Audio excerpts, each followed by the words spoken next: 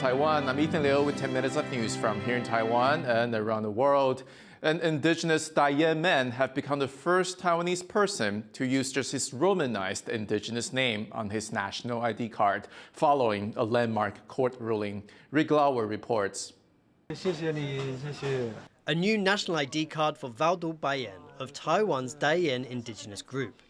He's the first person in the country to be allowed to use just his indigenous name, written in the Roman alphabet, on this document. 真的是太感动，真的是太开心了，实在太开心了。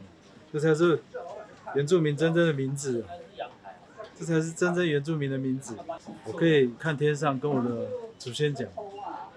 It's a major step forward for Taiwan's 600,000 indigenous people, who for decades were forced to use Mandarin and restricted from expressing their cultures, leaving them feeling like second-class citizens.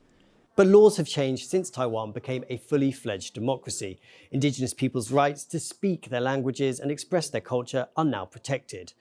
These rights don't always translate into everyday life, and indigenous people are still facing an uphill battle for equality. Valdo had to sue the government to use his indigenous name, without also including a Chinese translation. The court agreed that this policy infringed on his rights and dignity as an indigenous person. 其实在我们的原运前辈争取之下，其实我们已经有这个恢复传统姓名的相关的程序。可是呢，在这个程序里面又很诡异，他们规定说我们要用中文字来翻译我们的名字。那我叫傻蒙啊，这个名发音里面有很多是中文里面没有的那个音的发音的方式，所以我翻成中文的时候，其实大家就会念不对。Indigenous people trace their ancestry in Taiwan back thousands of years, long before the now majority Han Chinese migrated to the country. The Daiyan language, like all of Taiwan's indigenous languages, has no relation to the Mandarin Chinese spoken across the island and is written using Roman letters.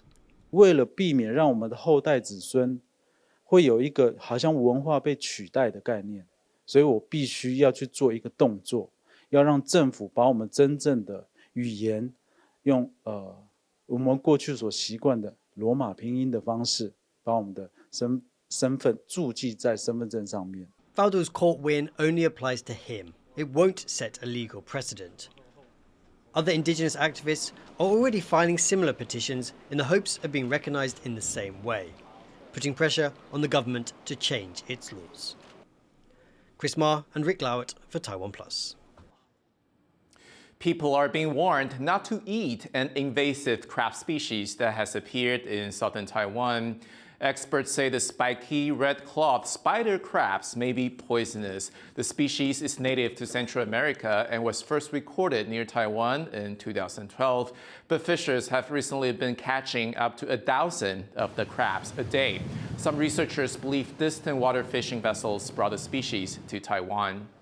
那个时候只是推论说，可能是因为它本身也没有食用价值，应该是被一些渔船他们出外捕鱼的时候混货，然后滞留在他们的压舱水或是什么，然后到了台湾他们换水的时候刚好把它放出来。Scientists in Taiwan are editing the DNA of fish to make them meatier. As Laura Stewart explains, it could be a cost-effective way to support the fish industry. Plump and healthy, these fish, if found in the market, add a little extra to the plate. They've had their genes edited to grow bigger and fatter, which means they're meatier too. Gene editing is different from genetic modification. Modification involves introducing genes from other organisms, while gene editing involves changing the DNA directly. Scientists at National Taiwan Ocean University have been researching the technique on sea bream for 4 years.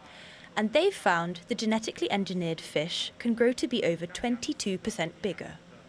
应用在所谓的精准育种，是利用它不引进外源的这个 DNA， 但是针对跟性状相关的基因，可以做它的精准的基因的突变，然后可以达到像传统的这个用水滴突变，然后再透过多世代的这个选育所得到的一样的这个形状。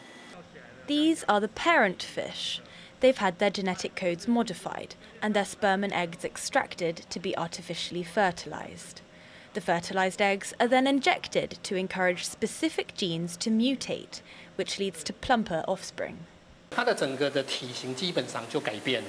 对，它的左右两边的这个肌肉，就是我们所谓的鱼片的部分，跟它的这个背肌跟腹肌，都大幅的增加。所以你可以从外形上就会看到说，它的体宽、体高，还有体重，基本上都大幅的这个增加。Even these 4-month-old genetically engineered sea bream are already big and healthy. They'll later be farmed to create a new generation of plump fish. Taiwan is a fish-loving nation. The average person here eats almost 55% more fish than people worldwide. But climate change and overfishing have led to shortages and rising prices. The lab hopes the technique can be applied across the fish farming industry to provide a sustainable way to keep food on the table. Alex Chen and Laurel Stewart for TaiwanPlus. An unusual bird, the Putekiteki, has been crowned New Zealand's Bird of the Century, winning by a landslide. The bird, known for puking, grunting, and its unique mating ritual, was championed by American-British comedian John Oliver. On his weekly talk show, he urged people around the world to vote and also placed billboards in several cities. The competition raising awareness of New Zealand's native birds received the record number of votes. The Putekiteki won with 290,000 votes, while the country's national bird, the kiwi, came in second with around 12,000. A fresh batch of immigration officers have graduated from a training program. Laura Stewart takes a look at the skills needed to pass the exam. Trained to the nines, these newly graduated immigration officers know what to do in an emergency. Thousands of people applied for Taiwan's immigration officer exam. Now these top 45 trainees are qualified to take on border security jobs. They've undergone a year of physical and professional training and have the skills to handle situations like containing and arresting a runaway at border control. Chen Chaoyi worked in ID verification at Taipei's Taoyuan airport for 6 years before joining the program. She's come across forged and altered passports. 考过驾照，所以渐渐的觉得自己好像其实是很喜欢国境这个单位。长官跟我的同事的支持鼓励下，我才开始就是慢慢准备考试。Officers need more than just physical skills. With more migrant workers coming to Taiwan from Southeast Asia, immigration officers are now expected to have relevant language abilities. 那我本身就是除了英文的专长跟我报考的印尼文之外，我自己之前也曾经在韩国交换过1年，所以我也精通韩文。The Interior Ministry says officers that have the necessary physical and language attributes will strengthen Taiwan's border security. 在未来，各位在第一线执勤的时候所获取的经验，还有从我们各位学长姐身上所去学习到的，甚至是未来进一步的科侦的能力，我想都是需要大家进一步来加强。With this new class of qualified officers, the ministry hopes Taiwan's borders will remain safe and secure. Eason Chen and Laurel Stewart for TaiwanPlus. A university in Taipei hopes to set up a Taiwanese version of the Pulitzer Prize for journalism. That's with a donation of $10 million from a wealthy alumnus. Wei Mingguang studied journalism at National Zhengzhi University and went on to make his fortune in restaurants and real estate in the U.S. The fund set up in Wei's name will go toward lectures and awards for journalistic excellence as well as scholarships.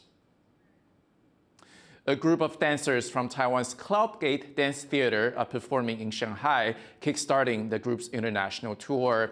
The theater is performing 3 shows in 10 cities across China and Europe. It concludes a busy year of events in Taiwan to celebrate the troupe's 50th anniversary. The performances are Cloudgate's first in China since 2019 and in Europe since 2020.